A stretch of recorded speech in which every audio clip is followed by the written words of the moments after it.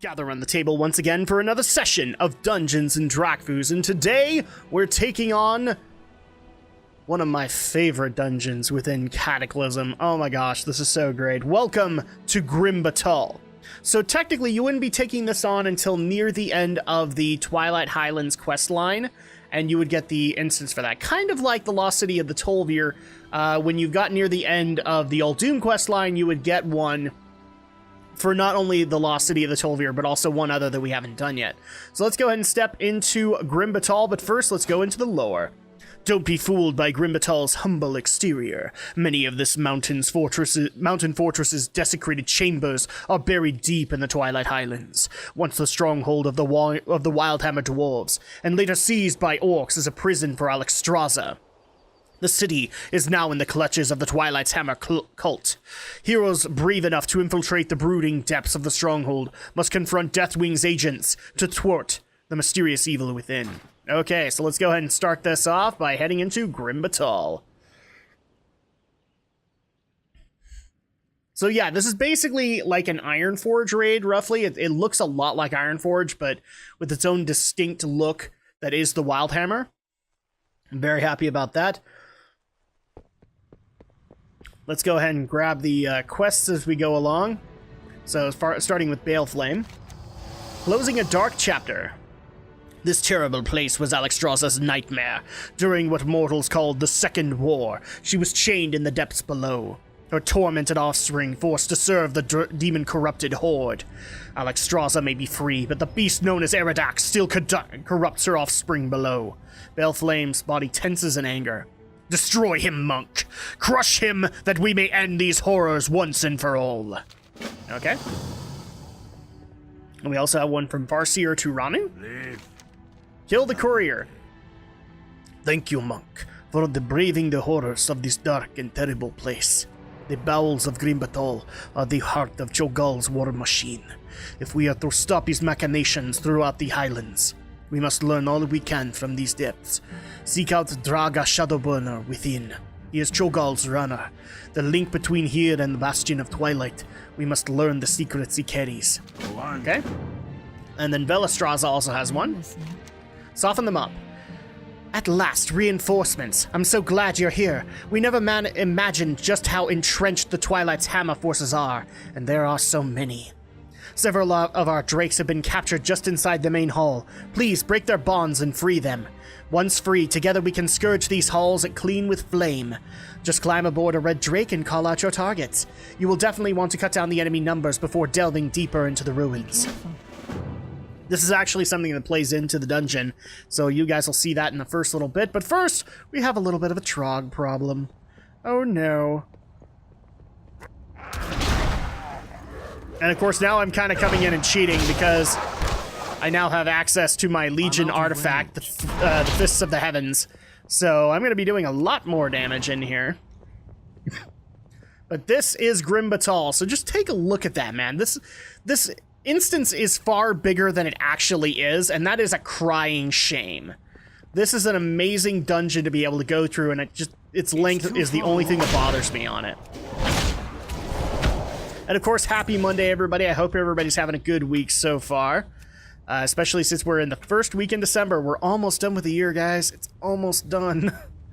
And I kind of wish I had more time because there's so much stuff I'd like to do. But at the same time, vacation looms near, and I'm very happy about that too. We'll just go ahead and free all of these drakes, even though we only need one.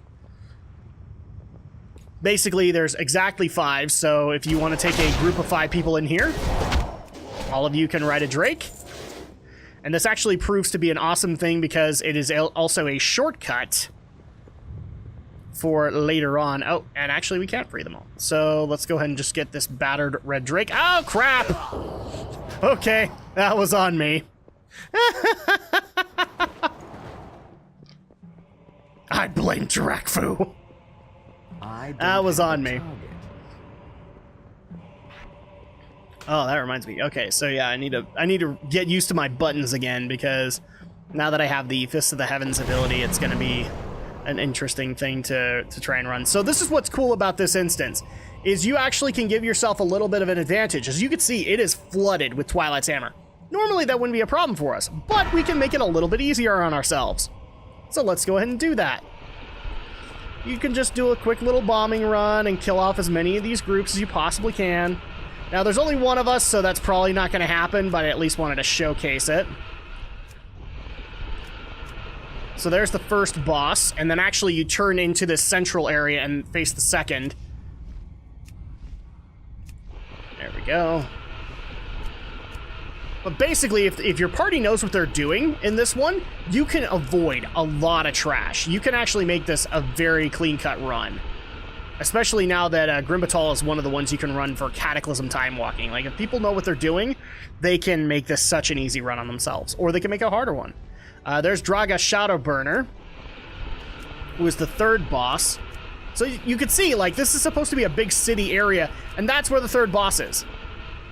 Yeah, it's not that long, guys. It really feels like it should have been longer, and that's my only complaint with it. It should have been longer, it wasn't.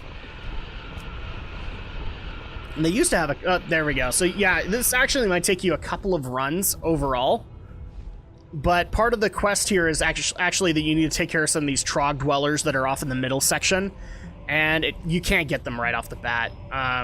Not solo, anyway. Like, if you have a party, you can get a good deal of them done, but it'll take just less runs.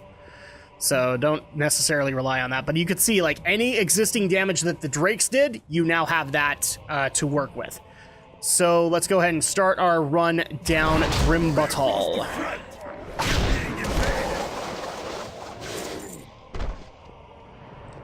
Are you going to reinforce the front, General Umbrus?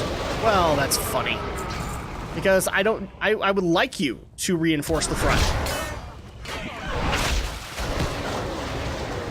Because as you can see, I'm just mowing them down, and I'm completely okay with it. Boom! There we go. And obviously we could skip that pack of trash. And just cross the bridge, and you can already see the first boss, which is General Umbrus.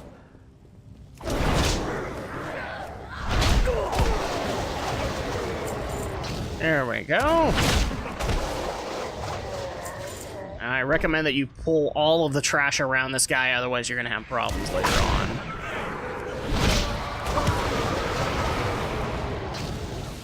on. Okay, so let's go ahead and go over the lore of General Umbrus. As Azeroth's champions and their Red Dragon allies assault the gates of Grim Batol, the malefic General Umbrus leads the fortress's cultists and Twilight Dragonspawn defenders. Okay, so let's go and take him out. Boom! He was so hard, guys, let me tell you. I was actually worried for like 0.25 seconds. That's the way it goes. Sometimes you're worried, sometimes you're not. Now, some people actually did ask, like, why don't you eventually just do these in time walking if they're available in time walking? It's simply because I can't predict, like, if I'm going to be doing that particular dungeon this week, so I just do them this way. Oh, and actually, this gives us access to the second boss, Forge Master Throngus. We're going to see if we can pull a little bit more of the trash in the area before we worry about him.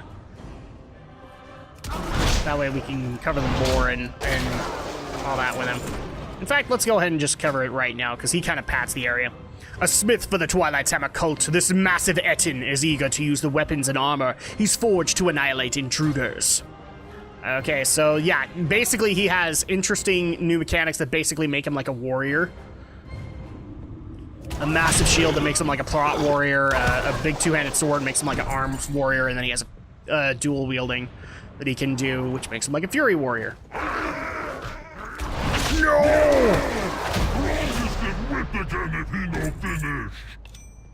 Well, too bad. You're getting whipped again, even though you'll be dead. You won't feel it. It's all right, man. See, already, like, we're not even that far in, and we've downed 2 bosses, and this only has 4. That's my again, my only complaint. Grim Batol should have been so much bigger, and actually probably should have been a raid. In my honest opinion, it should have been one of the raids of Cataclysm instead of the Bastion of Twilight, and nope. Grim Batol is just a dungeon. There we go. And for those who are immediately screaming, "But Drak, how could they have done what they did at Bastion of Twilight here?" They could have done it. They honestly could have done it. And it would have made sense lore-wise, too. That's the other thing that's kind of frustrating. It would have made sense lore-wise that the Twilight's Hammer cult would have a strong base within Grim Batol, and also some old god influence would be here, too. This is a stronghold of Deathwing. Deathwing has been corrupted by the old gods. Makes sense for him to be here. And for all of that stuff to be here, roughly. Oh, look, it's a Twilight Drake. And also the Twilight... The Twilight Dragons, crap, what are, crap, what's the word I'm looking for? But, Twilight Dragonflight. The Twilight Dragonflight is here, and that's a creation of Deathwing. So at that point, there's even more reason for him to be here. And in fact, as you guys will see, we already have a raid boss here, technically. So that's Draga's Shadowburner. Let's go ahead and go over his lore. This Twilight's Hammer courier is on a mission from the Bastion of Twilight. Should heroes overcome his fiery minions, Draga will reveal a portent of doom for Azeroth's defenders. And the cool part is he actually is accompanied by a raid boss within the Bastion of Twilight. So just go ahead and take care of him. From the inside out, Dragon, you will do as I command. Catch me! If they do not kill you, I will do it myself! Oh, will you? So that is Valiona. She's actually one of the raid bosses of the Bastion of Twilight with her brother, well, with his brother, Thuralion. Boom! And Draga's dead.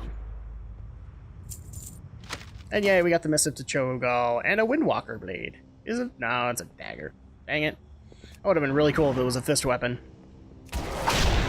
There we are. Alright, into the depths. So that was boss number 3. And it's not too long a walk until boss number 4. As we enter the prison where Alexstrasza was kept during her confinement, where she was forced to breed and create red Dragonflight members. Oh, cool. I didn't even notice this before. There's Ruby Guardians here. Azure-born Warlords. Oh, I wonder if this was supposed to be a shortcut at some point. I've never ever seen it open, to my knowledge. So it would have been an awesome thing if it was actually meant to be like a shortcut to the final boss. I'm out of range. Because yes, this is the last boss of Grim Batol. And how appropriate that it is Eridax, the Duke of Below. It's more old gods, people. It's almost like they should be here. And these are all Alexstrasza's eggs. That's not good. He is looking to corrupt even more red dragons and make them into Twilight dragons. And let's go ahead and go over the lore of Eridax before we pull him. Eridax, the Duke of Below. Deathwing has dispatched one of his greatest lieutenants to discover the secret that several mighty red dragons have died to protect. From the cavernous realm of Deepholm, this faceless general will bring to bear the next generation of draconic power to obliterate those foolish enough to challenge him. So here we go with Eridax.